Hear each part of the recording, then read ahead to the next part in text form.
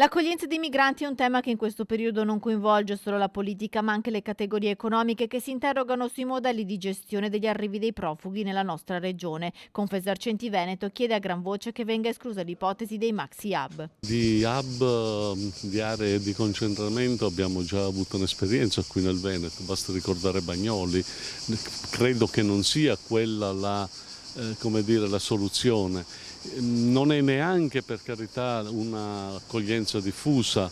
Il vero nodo sarebbe un intervento dell'Europa serio, perché l'Italia oggettivamente è lasciata un po' da sola a gestire un flusso crescente e che sta diventando sempre più pericoloso. L'Italia si trova a gestire costanti flussi migratori di dimensioni che vanno via via ingrandendosi, continua Rossi, che accusa una mancata coesione a livello europeo. La gestione dovrebbe prevedere anche una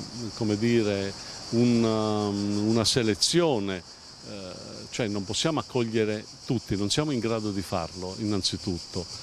Abbiamo bisogno di professionalità, indubbiamente, per cui potrebbe essere anche un aiuto. Abbiamo bisogno nel campo della ristorazione, abbiamo bisogno nelle nostre industrie, ne hanno bisogno i nostri artigiani, però non può essere casuale, non può essere stocastica la cosa, cioè o ci lavoriamo aiutati dall'Europa, perché in questo modo succede quello che vediamo e non va bene. I migranti potrebbero essere impiegati come manodopera vista la carenza fisiologica della nostra regione, ma i flussi, anche con l'accoglienza diffusa, vanno comunque gestiti. L'accoglienza diffusa deve essere normativata in un modo serio, cioè che consenta anche l'utilizzo dei soggetti degli immigrati, che consenta l'arrivo di determinate immigrati con delle caratteristiche che possono essere poi usate dal mondo del lavoro. Una manodopera che non si riesce a trovare sul mercato nazionale, per cui